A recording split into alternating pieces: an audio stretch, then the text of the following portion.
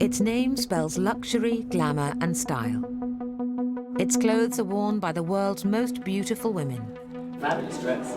Thank you.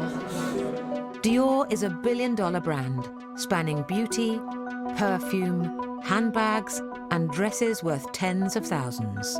Its embroidery is insane. Over 70 years, Dior's designers have been some of the biggest in the business.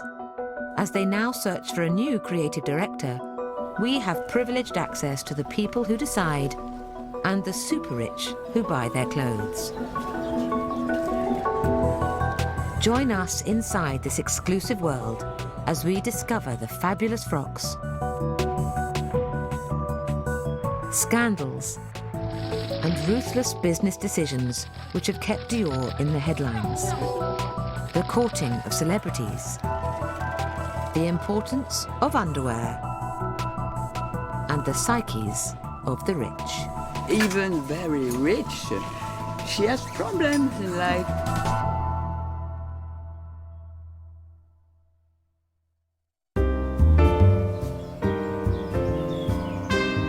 La Colle Noire, Christian Dior's luxurious refuge in the south of France, away from the frenetic world of Paris fashion. Not the home you'd imagine of someone who started a fashion revolution.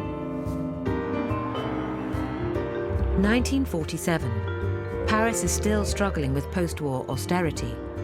After years in which fabrics were rationed, Dior uses luxurious swathes of material to create a new look, which changes the way women dress and shocks them the world over. Here, for example, are some new evening gowns for the summer season of 1948. They are designed by Christian Dior, the originator of the new look, though he disclaims the credit for inventing the name. These new dresses, he says, have the very latest line. Small waists, full hips, irregular hemlines, and the fullness of the skirts unevenly spread. Suddenly you get these dresses that were not only nipped in at the waist, but also these full skirts looking like dance skirts. It was a reminder of a previous era and also a shock to people who had learned how to be very careful with their money. The new line is called Envol, or Fly Away. All very charming, but I should think it would fly away with your money and your coupons. Just look at the amount of material in this one. A Dior model who was being photographed on the streets of Paris in the new look was actually attacked by some angry women passing by who tore the new look apart because they were so shocked. Christian Dior was an astute businessman who launched perfume, makeup, and stockings alongside clothes. It's cosmetics, perfume, and accessories which underpin the brand's commercial success. And at Dior's opulent country mansion, today's bosses are aiming to woo their fashionable guests. This is how Dior does things. This is Le Grand Dîner, the great dinner that will host the 200 people that we have tonight, just facing the pool that Christian Dior himself designed. The emperor himself died just 10 years after founding the business. But his empire has learned how to exploit its past to cement its future. He's still the one that really guides us. He's the one that created everything. From the very start, he has this image of and the vision of, let's say, a brand, a total brand that could really not only make women more beautiful, but more happy as well.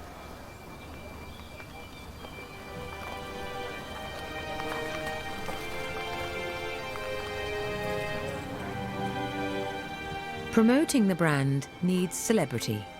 So Dior has selected high-profile brand ambassadors, paid an undisclosed annual sum. Oscar-winning Charlize Theron, the face of J'adore perfume, doesn't come cheap. And her time is not to be wasted. Okay. Okay. Alavi?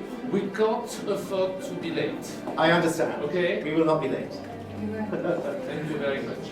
Good evening. Hello, I'm Michael. Very good to meet you. Thank you. Fabulous dress. Thank you. I can just turn it. Which? How's that? I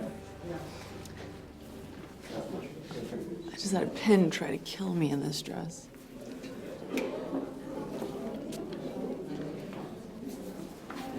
Does this look okay? You don't even see it. Okay. You're cropped. This was the one thing that came my way right after the Academy Awards that I didn't have to think about. Why?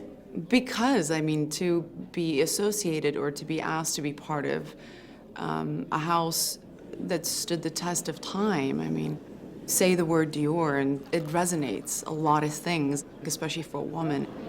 He loved women. He just loved women. And I know I don't know him personally, but I can't believe somebody can design everything that he's designed for this house and not be absolutely in love with women. If you had the opportunity and things changed, would you like to live here? Live in this house? I'll definitely take it. Dior's owner, Bernard Arnault, is the richest man in France. His LVMH luxury empire made a profit of 6.6 billion euros in 2015. The placement at this dinner is careful. 2 or 3 top French actresses nearby, Sydney Toledano, the chief executive of the fashion side of the business, opposite, and on his right, the star guest, fashionably late, Charlize.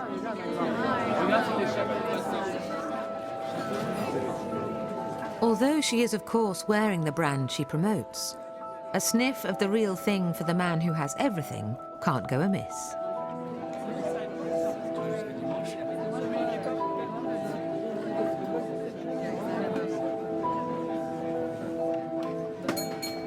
Speaking of beauty, I would like to thank Charlize Theron, who has honored us by his presence this evening. Charlize.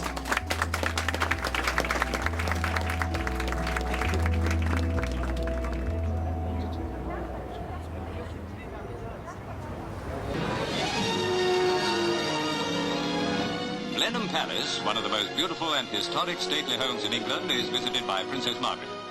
She is attending a fashion show held in aid of the Red Cross, which features the new winter collection of Christian Dior. Her Royal Highness chats with a famous designer who has brought 13 of his top mannequins to the show and his new H line. And this is it. H for horrid or heavenly. In 1954, Christian Dior did a very important fashion show at Blenheim Palace.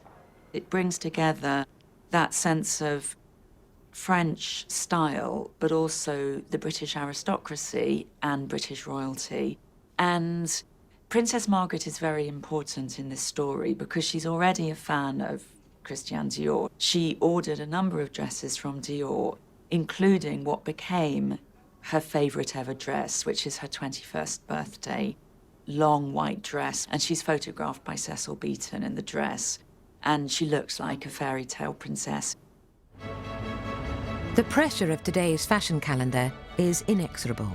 Dior have to turn out 7 collections a year, and for their latest, they've decided to return to the scene of their former triumph, Blenheim Palace.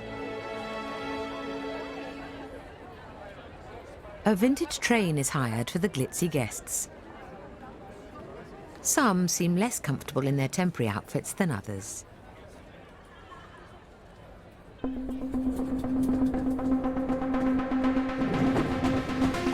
As the VIP train trundles towards Blenheim, Dior have hired a less glamorous form of transport to make sure the models, some of the most sought after in the business, get there on time.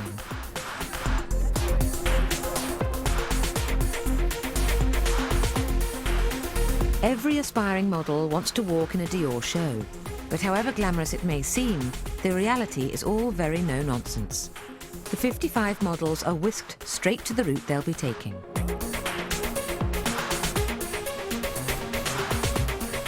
The palace passes in a haze as they go through their paces on the catwalk, before being rushed to hair and makeup. Dior's exalted makeup chief is waiting for them.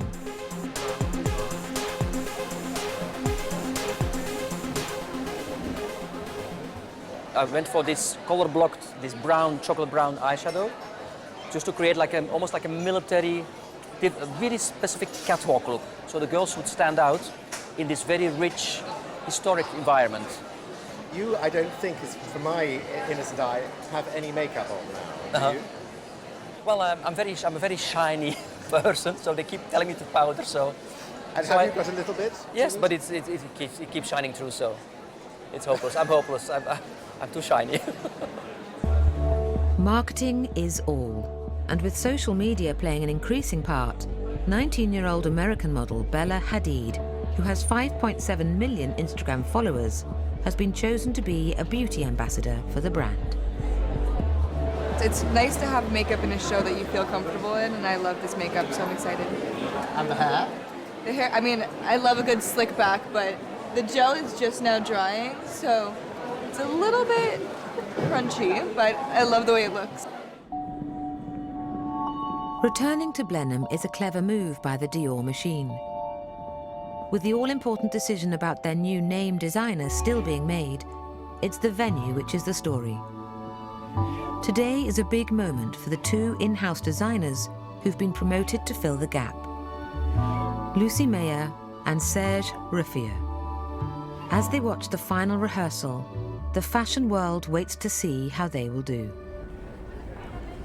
Dior fashion boss Sydney Toledano is the man who will make the big decision about who to hire as the new designer. In terms of designer, first of all, I observe what's going on. I see you have to know what is needed, what are the means you're offering, and what would be the person understanding the brand in terms of history, tradition, able to lead. It's a very high level, the challenge is.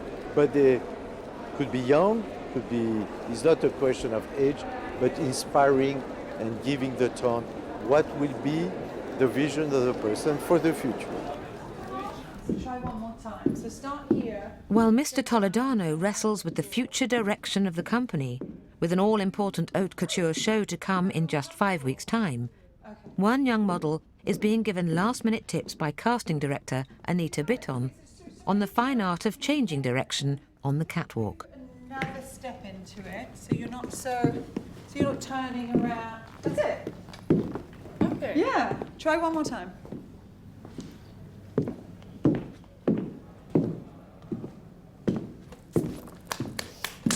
Okay. Take the shoes off. Yeah. Can I ask, were you finding it difficult to turn around? It's my first time, so. Oh, really? Yeah. Exciting. Yeah. She's never done a show before. Have you ever done a casting before? No. No. So everything is new? Yeah, everything. Where are you from, might I ask? Denmark. Uh-huh. And can I ask how old you are? 15.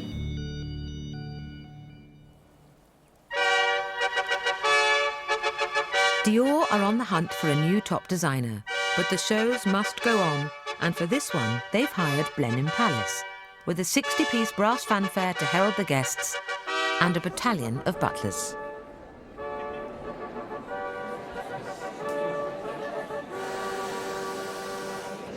Christian Dior himself knew a thing or two about marketing.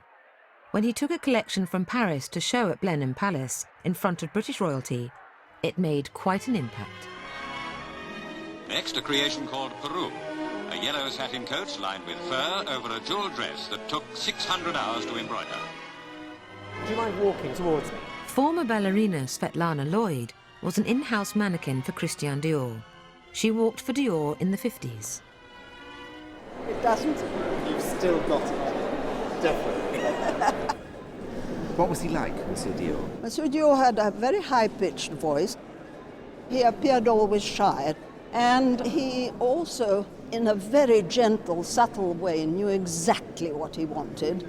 And he didn't need to raise his voice, he didn't need to throw a tantrum, he didn't need anything except to say, in the softest possible way, what he wanted, and it was done. And he had wonderful ideas of how to follow through whatever he wanted, so that the execution of it was perfect. He said that what he really wanted in life was to make clothes for decently clothed members of the good society, and that's all. He would say, that shoulder needs doing something. And instead of pointing as you and I would, he had a little stick that actually reached. And then he'd say, and about there, and about here. As you might with a finger, except that a finger would be a little too near and too intimate. The style of showing is completely different now than was before. We had the so-called French couture style. The idea was to glide. Nowadays, the idea is to walk decidedly. There was no emphasis on hips at all, so that you did the glide, the couture glide. Today's models adopt a very different style. In the old days, it used to be more like, you know, like a woman almost floating through the room. Yeah. No, that changed a lot. Here we all know it's like quite tough and quite fast. But you definitely don't smile much, do you? No, you don't. That's, no. You're not meant to say. No. It's more very serious. Okay, here we go. Do Okay. it. So now, your lovely smile is inappropriate. Is it on the catwalk? Yeah, you don't do that. I mean, for some shows you can, but mostly no. So do you mind looking at the camera and smiling and then going into model? Is it that and then... Dior, the company, learned fast how to be bigger than the man who created it. In 1957, just 10 years after founding the company, Christian Dior suddenly died of a heart attack, aged only 52. Christian Dior's death was totally shocking and unexpected, but there is this genius in place who is the young Yves Saint Laurent, who is Christian Dior's 21-year-old assistant. And Yves Saint Laurent steps into the master's shoes and is very successful very quickly. And there's no other moment, I would say, in fashion history where you get a great designer, you know, dying and his successor is already at the house. What he had to say was quite different from Christian Dior. Not romantic, not elegant, but much more feisty, much more 1960s. Yves Saint Laurent gets his chance too at Blenheim Palace in 1958. You don't have to be an expert to see that if there's no startling new line, there's the attraction of variety and, may I say, extravagance in these creations for the evening.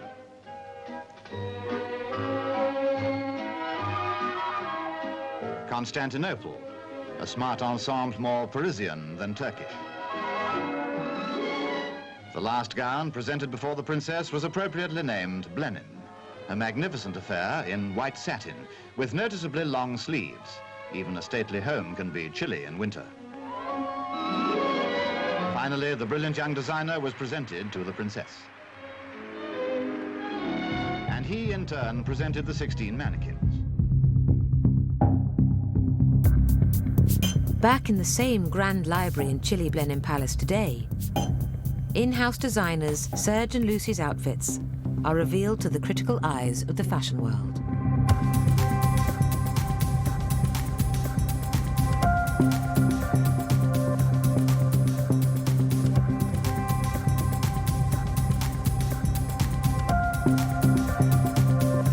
Serge et Lucie, stand by. Et Serge and Lucie, go. Go.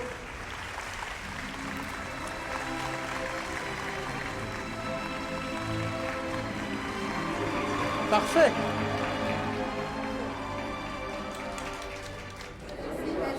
It looked quite young and fresh and the sporting elements, so that I thought they did a good job. It's a tough gig, isn't it, being the sort of interim designer? I don't know, because I don't know whether maybe they'll stay forever. Who knows what will happen? But in the world of big fashion houses, don't they on the whole need and want a big name designer? I think the main thing is to have a designer who captures the world today. After all, the days when Princess Margaret had her great event here and was sitting in the audience and looking at the clothes, it was such a different world. You know, the society, the sheer strength of the upper classes, all that's gone, faded away. Now they're looking, that means Dior are looking, at international clients all over the world. So we're in a very different position. Even before the last crumbs of the magnificent Blenheim tea are eaten, Dior are thinking ahead to what has always been the biggest and most exclusive thing in their fashion year, the Haute Couture show. It will be the last collection before the announcement of their new designer.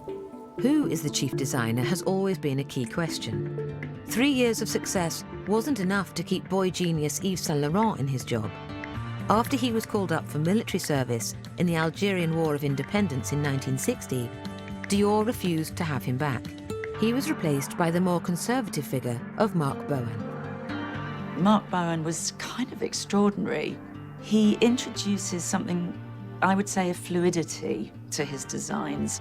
They're much freer, they're much more fluid. There's certainly no, corsetry in the same way that Dior did. They're not comfortable in the sense that, they're like your onesie or your sort of dressing gown, but I can imagine being able to, run in them and dance in them and move in them. Marc Bohan was the designer who brought fantastic clients.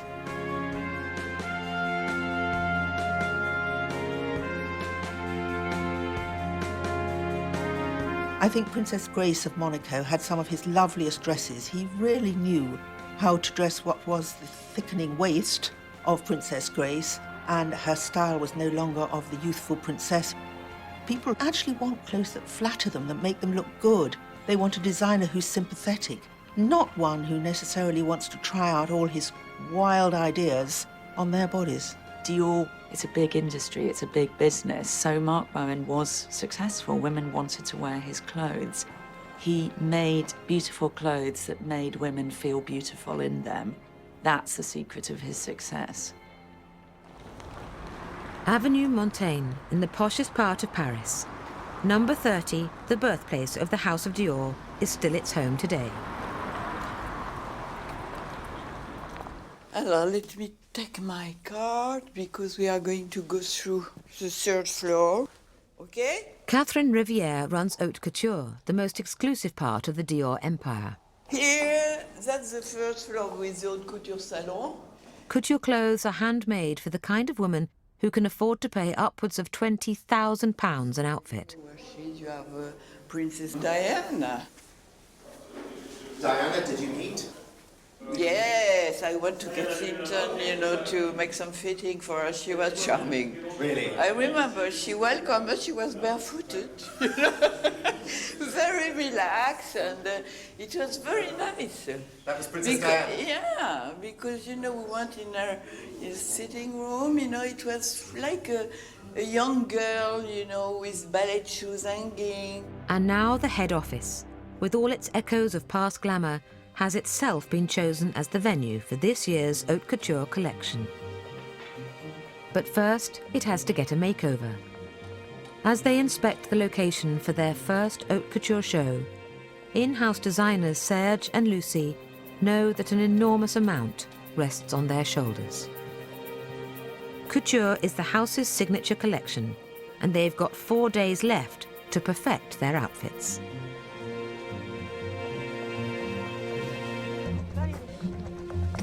Three floors up, meet Flo Chehet, the hands of Haute Couture at the House of Dior.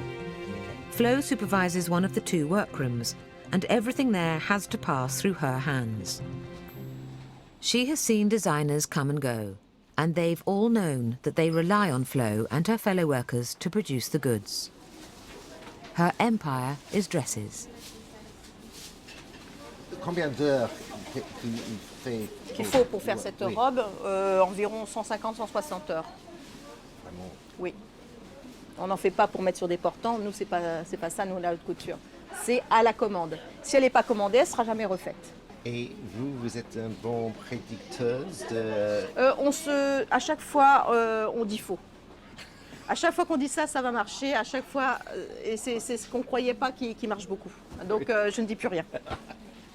À chaque fois, on se trompe. Le goût des clients... C'est pas les mêmes que les nôtres, voilà. Puis bon tout. Bah oui, forcément. C'est pas grave, mais au moins pour la robe, comme ça on fait la retouche tout de suite. Non, je viens au premier étage avec la fille. Ok? D'accord? Ok. Flo is involved in fittings for the next 3 days. Every model has to have at least one fitting, and Flo has to inspect and be on hand downstairs for each of her team's creations. Flo has a direct, no-nonsense approach to someone she's never met. Non, je vais essayer l'original. J'emmène la fille avec moi? Ah bah, il n'y a plus personne. D'accord, allez, on va là-bas. Et je vais dans l'atelier, hein. D'accord? Oui, oui. Haute couture boss Catherine Rivière visits the workshops to inspect progress. This is what we call the sample. If there is a client who likes it, can be made in another color if they wish. For example, if you want it in red, in navy, in whatever, it's possible. But then you remake it completely. It's always a sample of a haute couture collection and it's never sold. So if a client is a very different shape to the model, They are always a different shape because the model are 16, they are, 34, so they are always different. So it's why we take the measurement. You have all the dummies of the client upstairs, on the shelf. these canvases on the top shelves. Clients. Clients. We have a basis, and after we stock them according to the measurement of the client. Aha. So looking at some over the You have someone big, you have someone thin, you have, you have very, both things, they have to be dressed, No, but it's true. We have ladies, beautiful, but, who are not a size 34. You see the different of shapes. You have some with, very small waist, with, bells. This one has no waist, it's a little bit more, square. Everybody is different. You have some with hips, with no hips, with big bust, with small waist, with big waist, with, they're all different. Like the woman in the world. If you look at, the women, they are all different. Rich and thin. Yeah, of course they are rich, because it's silly, to say that haute couture is accessible to everyone. It's not true. It's not accessible to everyone. It's something special. It's a dream. Haute couture has to stay a dream.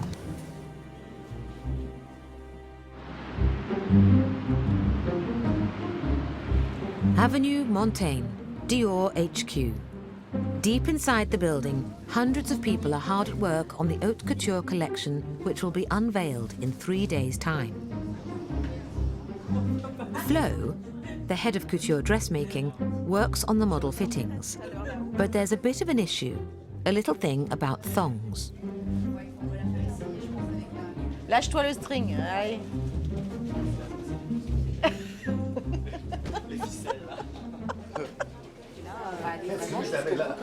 Faut pas le caler, faut juste le faire caler ici. Voilà. Ça reste dessous. Voilà. Hein, d'accord. Faut aider, ouais. Ah, avec c'est ça un string? Oui, c'est ça, ça se voit moins. D'accord. Donc on change de cucu. Vous voulez aller ailleurs? Oui. Voilà, il va. Moi, je ne peux pas changer ma cucu dans tout. The Dior seamstresses can work with any designer, and they've had to. In 1989, a new creative director was appointed, the glitzy Italian Gianfranco Ferre. It was the first big decision taken by Bernard Arnault when he bought the then ailing company. He obviously took one look at Dior and thought, this is a brand for old ladies. We have to have something younger and fresher. With the appointment of Gianfranco Ferre, he chose somebody who did quite spectacular collections with great big skirts, very Italian, in fact, and I think too Italian for the house. You can look at those clothes and think, well, they're slightly too overblown for my taste. But probably they will have their moment again. Je crois qu'il faut desserrer là, par contre. Ah bah ouais, c'est trop serré. Comment? Before Serge and Lucy's couture show, over 50 models are summoned and then pushed and pulled in and out of various outfits as the garments are finalised. 19-year-old Julie Humans from Holland is much in demand. It's now less than 24 hours before the show, but everything seems very last minute. My agency called me around 3 to say, you have to go to Dior because your fitting's at 4. So I, skip my plans with my friends, and I came here, and I'm sitting and waiting here, but that's okay, because I just heard them say my outfit will be ready soon. There's an awful lot of waiting around. Oh yeah, there is. Yeah, there is. There always is. But I mean, you have to get used to it. I mean, bring a book, bring your phone. Have you bought a book? Yeah, I have, actually. What are you reading? I am reading, it's a really good book. I'm sure you know it. Reading it in Dutch. It's Gabriel Garcia Marquez, 100 Years of Solitude. So it's really good. Keeps me entertained, yeah. At last, the proposed outfit for Julie is ready. An embroidered white jacket. Ça va? Oui, ça va. Ah ben voilà. The head of the tailoring section is Camille Arslan. On peut mettre la couleur noire. Lucie voulait plus long et Serge voulait plus court. What's happening there, Julia? I don't know. To be honest, no one told me anything, but I'm just changing looks, so either means they want something else or they just want to see something else on me. Julie is now being tried out in a dress. So for the moment, the white jacket will have to be fitted on a different model. Ils ont changé de fille. Ah bon? Peut-être. Donc on attend leur décision. Pourquoi? Je ne sais pas. C'est où ils la trouvent trop. C'est les cheveux, ça peut être l'allure, ça peut être la façon de marcher. Je suis pas dans leur tête, je ne sais pas. It's a mystery. With couture, you have to be shrink, you have to be, you know, it's true. Explain shrink. Why psychiatry? Because every woman in the world, even very rich, she has problems in life, you know. When she arrives and she make a face like that, we know that we have to be very careful and, you know, we have to cheer them up, you know, when they see them, you know, in a nice outfit, you know, and they look great, they're happy. Plus, you know, you create some, you know, nice relationship. We know their life, we know their children, we know where they live. But, you know, we are very, very confidential. There is not one single information which is coming out from the haute couture department. Very important. We have to adapt of the new way of living, on the new client, on the many things. New economy, you know, to know where is the money, where is not anymore, how we can transfer money from this country to the other one. It's an all, you know. Dior has not been afraid of radical change. In 1996, it appointed the most controversial name in the fashion firmament, British designer John Galliano. An enfant terrible takes over at French couture. And I think that what you see with Galliano was this sense of clothes as drama, clothes as spectacle.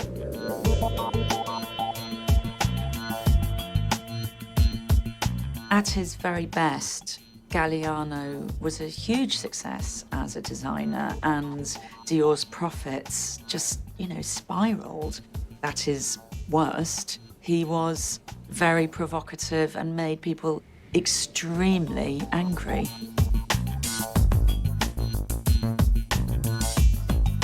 I suppose the one that hit me most was the one of the tramps. The idea of taking people who had no homes, who were basically dressing themselves in bits of garbage. It's pretty extraordinary for a house that belonged to couture. But it's certainly, I don't know whether it made the tills ring, but it certainly made everybody think about Christian Dior. But in 2011, John Galliano crashed and burned spectacularly.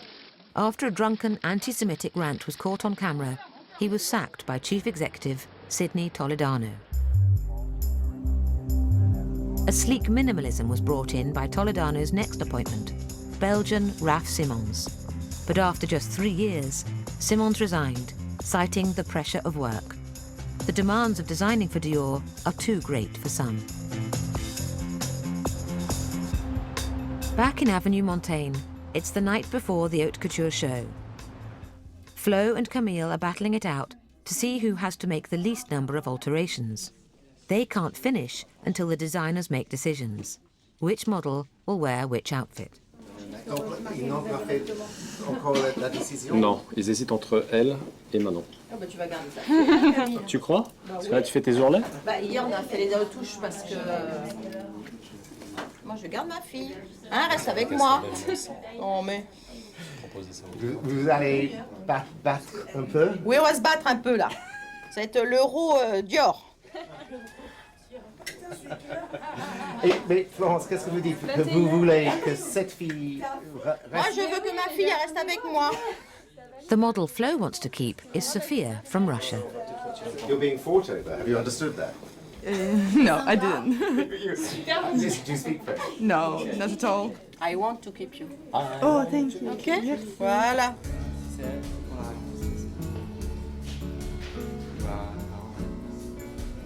Alors, c'est ça, tu regardes quand même la longueur derrière et tu enlèves. Bah, tu sais, si vous revenez à elle, je la remettrai sur elle. D'accord. Hein, d'accord? Parce que j'ai envie de faire des petites choses. Oui. Donc le bataille n'est pas encore... Allez, c'est pas encore gagné. Ça, c'était la première mi-temps. Il va gagner. Oh, c'est pas grave. Elles sont toutes belles, alors je m'en fiche. C'est vrai.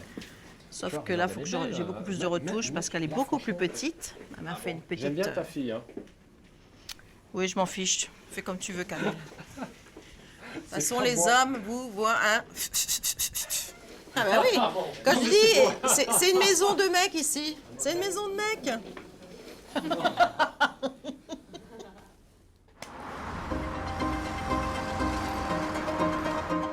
It's the day of Dior's Haute Couture show. Serge and Lucy's designs are about to be unveiled to some of Dior's richest and most important clients. All the top models are backstage. Bella Hadid, who now has 1.5 million more Instagram followers than she did at Blenheim. Julie Humans is now about 50 years through her book 100 Years of Solitude. And Julia Nobis, whom Vogue calls the runway's most wanted model, has just flown in from Australia. I'm tall, I'm skinny, I'm apparently not hideous. Like, you know, and people like that, and so cool. Julia started in the business when she was 17 and has just turned 24. I sent in my applications to medical school the other week, so we'll see how that goes, and I guess that'll kind of determine how much longer I have. As the newly signed face of Dior makeup, Bella Hadid gets the magic touch of the makeup boss himself, Peter Phillips.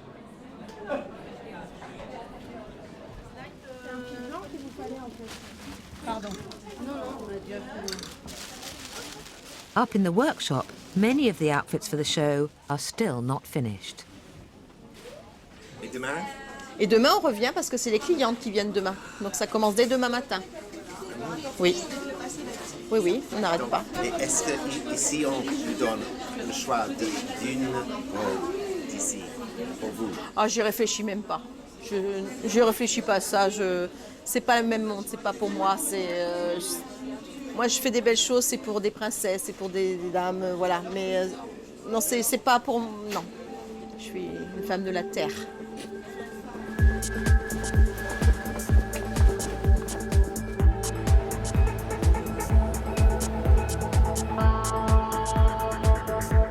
In the backstage dressing room, the models are reunited with the unique outfits chosen for them, and in some cases, sewn in.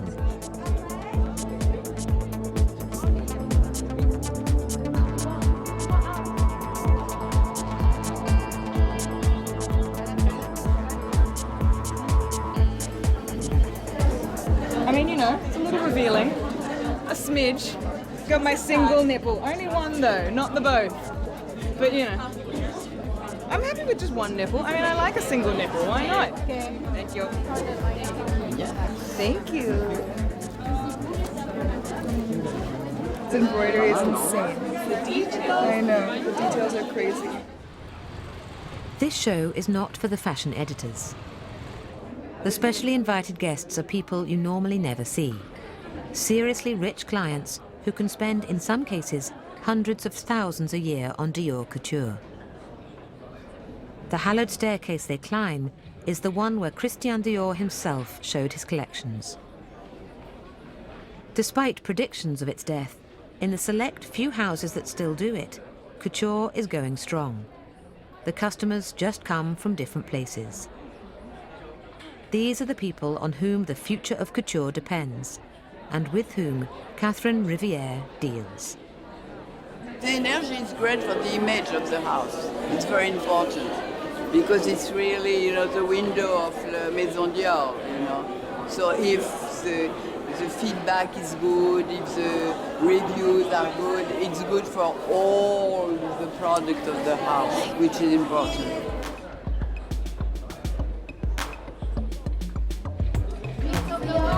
Victoria! Victoria! Every last speck of dust and stray hair are removed before the models descend the famous staircase.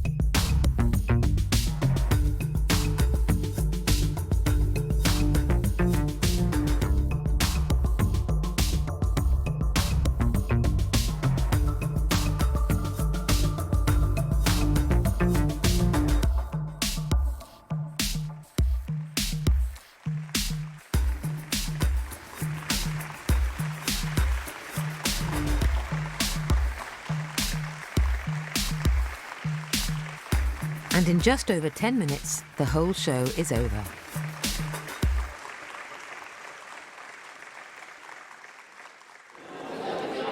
One flight down, it's staff drinks. Ça a été? Oui. C'était bon? Oui. Hein? Vous le méritez? On le mérite? Bah, on va dire oui. C'est pas votre monde. Non. Le monde, moi j'aime le réel, j'aimerais la réalité. Notre joaillerie. Eh bien, et tous mes diamants.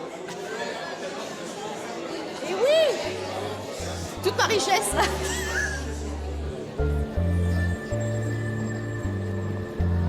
For the after-show dinner, no expense is spared. Monsieur Toledano and Dior have hired no less than the Palace of Versailles to impress their most important clients.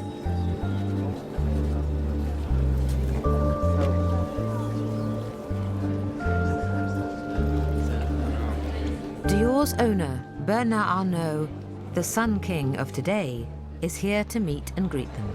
Well, I love haute couture, but I have to find a particular piece. And did you see anything today that you... I saw a lot of treasures, and I have to go and see them in person by appointment. So I will do that. Will you be doing that soon? This week before I leave. Fantastic. Yes. Where do you live? And then I live in Houston, Texas. Dinner is on the stage of the palace's opera house. Louis XIV himself performed on this very stage as Apollo, the sun god, and became known as the Sun King. Dior know how to make these clients feel like royalty.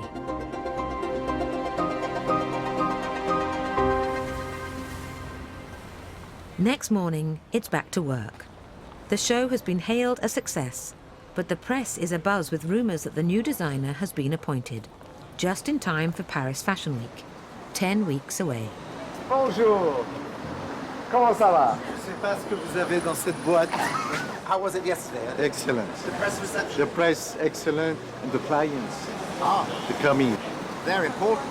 Absolutely, absolutely. They're coming in today? Absolutely. No, very well, very well. And one more question I have to ask. I have a guy waiting for me. about the new designer. Is there much talk? Quiet. Thank you. Next day, Mr. Toledano announces that the new creative director will be the first woman in the role in Dior's history. Next time, Maria Grazia Chiuri arrives, with only weeks to put together her first show, which attracts the stars.